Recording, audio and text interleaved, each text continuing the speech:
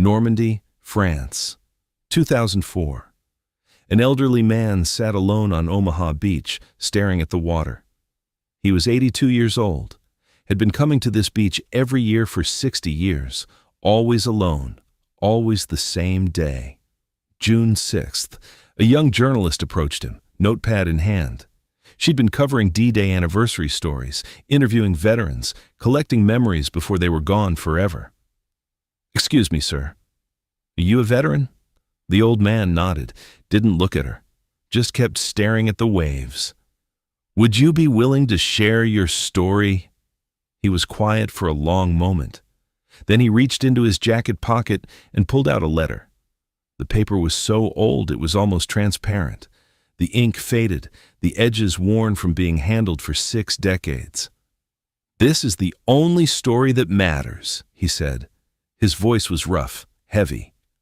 "I wrote this the day after D-Day, June 7th, 1944. I've carried it every day since. Read it if you want. But don't ask me questions after. I can't talk about it." He handed her the letter and walked away, down the beach, toward the cliffs. The journalist sat down in the sand and began to read. June 7th, 1944. My name is Robert Mitchell. I'm 42 years old. Yesterday I watched my son die on this beach. His name was James. He was 20 years old, and it should have been me instead. I need to write this down before I forget, before my mind tries to make it easier, before I start lying to myself about what happened and why. James and I enlisted together in 1942, against his mother's wishes, against common sense. A father and son going to war together. Everyone told us it was a bad idea. The army tried to separate us. But James wouldn't go without me, and I wouldn't let him go alone. He was 20, I was 40. He should have been safe at home. But he wanted to fight, wanted to prove he was a man. And God help me, I was proud of him. Proud that my son wanted to serve. His mother, Margaret, begged us not to go, said if we both had to go, at least go to different units, different places. So if something happened, she wouldn't lose both of us. But James wouldn't hear it.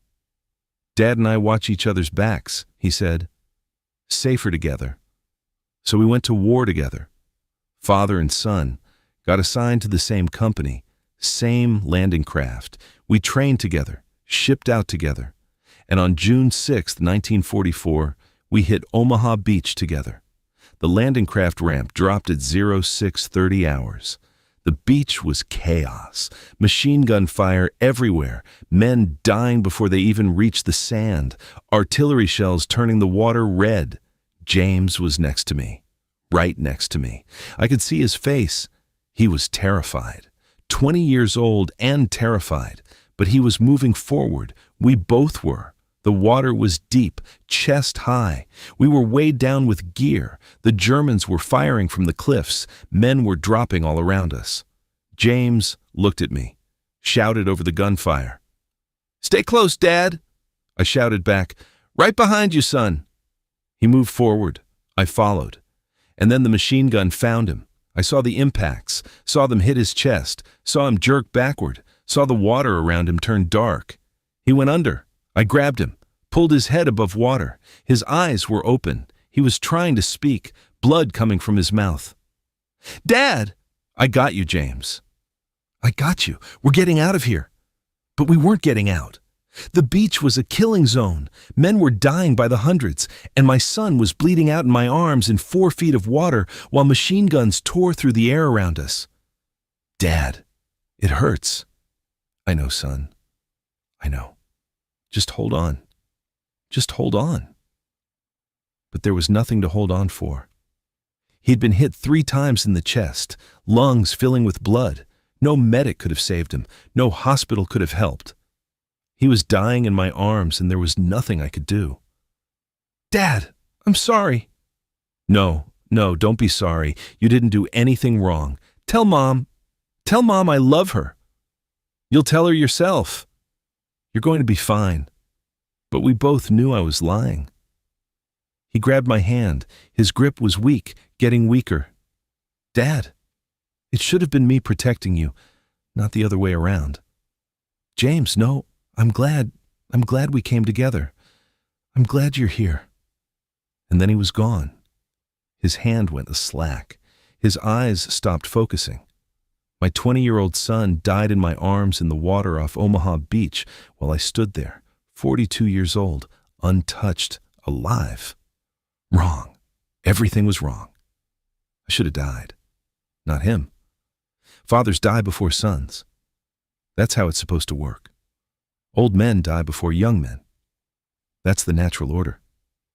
But war doesn't care about natural order. I carried him to the beach. Don't remember how. Don't remember getting through the machine gun fire. Don't remember reaching the sand. But I got there. Laid him down above the waterline. A medic came over, looked at James, looked at me. I'm sorry, soldier. He's gone. I know. We need to move. Can't stay here. I'm not leaving him. You have to. We have a mission. My mission was keeping him alive. I failed. The medic put a hand on my shoulder. He's gone, soldier. But you're not. And there are other sons on this beach who need you. Come on. So I left him. Left my son on that beach, moved forward with my unit, fought my way up those cliffs, survived D-Day. James didn't. We won the battle. We won the war eventually. But I lost. I lost everything that mattered. I'm writing this because I need to remember, need to make sure I never forget what it felt like to hold my son while he died. Never forget that I survived and he didn't. Never forget that I'm the one who should be dead. Margaret doesn't know yet. She's back home in Ohio thinking we're both alive, both coming home. In a few days, she'll get a telegram. We regret to inform you, and her world will end. She'll ask me why. Why did I let him enlist? Why did we go together? Why didn't I protect him? I don't have answers, just guilt. If I make it home, and I don't want to, but I probably will because apparently I'm too coward to die when I should, I'll carry this for the rest of my life. The weight of knowing I survived and my son didn't. The weight of knowing I'm the father who couldn't save his child. The weight of knowing that Margaret was right. We shouldn't have gone together. And I was wrong. James Mitchell. Born April 3rd, 1924. Died June 6th, 1944. 20 years old. He wanted to be a teacher. Wanted to marry his girlfriend Sarah when he got home. Wanted to have kids. Wanted to live. He died in his father's arms in 4 feet of water. And his father is still alive, still breathing, still here when he shouldn't be. That's the story. That's what happened. And I'll never forgive myself. Robert Mitchell. June 7th, 1944. Omaha Beach, Normandy. The journalist finished reading. Tears streaming down her face. She looked up, searching for the old man. He was standing at the waterline, right where the surf met the sand, staring at a spot in the water. The same spot, she realized, where it must have happened, where he'd held his son 60 years ago. She walked over to him, handed back the letter. I'm so sorry, she said. He took the letter, folded it carefully, put it back in his pocket, right over his heart, where it had been for 60 years. You asked if I was a veteran, he said quietly. I'm not. I'm just a father who outlived his son. Do you come here every year? Every year, June 6th, for 60 years. To remember him? To apologize to him. The journalist didn't understand. Apologize for what? For surviving. For not dying instead of him. For being the wrong one. You couldn't have known. I could have. Margaret told us not to go together. The army tried to separate us. Everyone knew it was dangerous. But I didn't listen. I thought fathers protected sons. I thought I could keep him safe. He looked at her. His eyes were hollow. 6 decades of guilt carved into his face. I've lived 60 years past that day. Got married again. Margaret couldn't look at me after James died. Can't blame her. Had other children trying to replace him. Couldn't. had grandchildren who never knew they had an uncle, had a whole life. And he's still 20, still in the water, still dying in my arms every time I close my eyes. The journalist was crying. What do you say to him? When you come here? I tell him I'm sorry. Tell him it should have been me. Tell him I wish I could trade places. He paused, and I tell him about the world he missed, all the things he would have loved, all the life he should have lived. Do you think he hears you? No, but I say it anyway, because I need him to know that someone remembers, that his father never forgot, never moved on, never stopped carrying the weight of that day. He pulled the letter out again, looked at it, 60 years old, carried every single day. When I die, and I'm 82 now, so it won't be long, I'm going to be buried with this letter. My family thinks it's closure. It's not. It's evidence.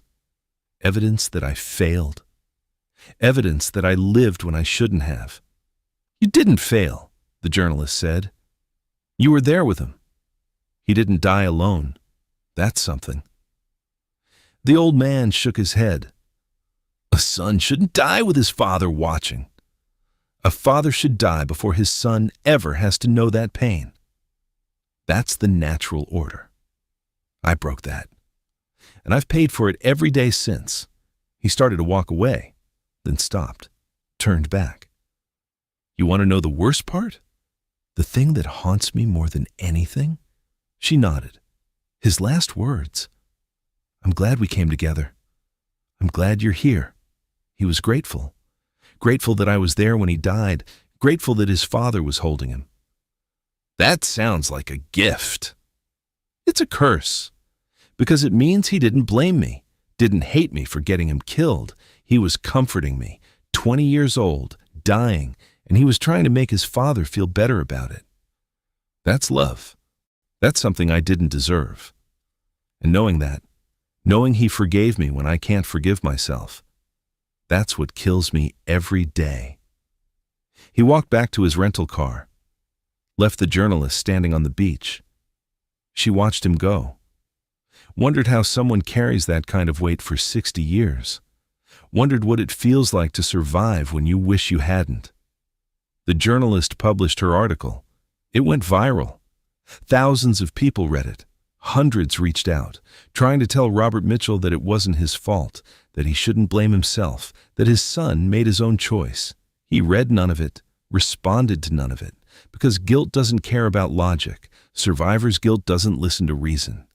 And a father who watched his son die will never, ever believe he did enough. June 6th, 2006, 62 years after D-Day. Robert Mitchell returned to Omaha Beach. Same spot, same ritual. He was 84 now, knew it would probably be his last trip. He stood at the waterline, read the letter out loud, like he did every year. James, I'm sorry. It should have been me. I wish I could trade places. I've lived the life you should have had. And it's been hollow, empty, because you're not here to live it with me. He folded the letter, put it back in his pocket, and then he did something he'd never done before. He waded into the water, out to the spot where James had died. 4 feet deep, chest high on an old man. He stood there, closed his eyes, felt the water around him, and for the first time in 62 years, he felt, not peace, but something close to it. Acceptance, maybe. I'm coming, son, he whispered. Not today, but soon. And when I do, you can finally tell me if you forgive me, or if I was right all along, that I should have died instead. He waded back to shore, sat on the beach, watched the sunset. 3 months later, Robert Mitchell died in his sleep. Heart failure, 84 years old. His family found the letter in his pocket, read it for the first time, finally understood why he'd never been the same after the war, why he'd never really come home. He was buried at Normandy American Cemetery. Plot 47, row 6, 6 rows away from his son. On his headstone, his family added a line below his name and dates. He survived the war, but never left the beach. At his funeral, his grandson, James's nephew, named after the uncle he'd never met, read the letter out loud, every word, in front of 200 people. When he finished, there wasn't a dry eye in the cemetery. My grandfather carried this guilt for 62 years, the grandson said. He thought he failed his son. But I want to say something, and I hope somehow he can hear it. He didn't fail. He loved. He loved so much that losing his son broke him. He loved so much that he spent the rest of his life grieving. He loved so much that he never moved on, never forgot, never let the world forget that James Mitchell lived and died on that beach. That's not failure. That's the deepest love a father can give, the willingness to carry the weight of loss forever rather than let his son be forgotten. Grandpa, you're with James now. And I really hope, he's told you what we all wish we could have told you while you were alive. It wasn't your fault. You didn't fail. And you were exactly where you should have been, with your son when he needed you most. The grandson folded the letter, placed it on the casket. Rest now, both of you. The war is finally over. 62 years, one letter, one promise broken, and a lifetime spent trying to atone for it. Robert Mitchell never forgave himself for surviving, but his son had forgiven him in his last breath. And maybe, in whatever comes after, that's enough. Subscribe for more stories told through the words of those who carried them forever. Some weights aren't meant to be put down. Some guilt becomes who we are. And some love is so deep it outlasts everything, even life itself.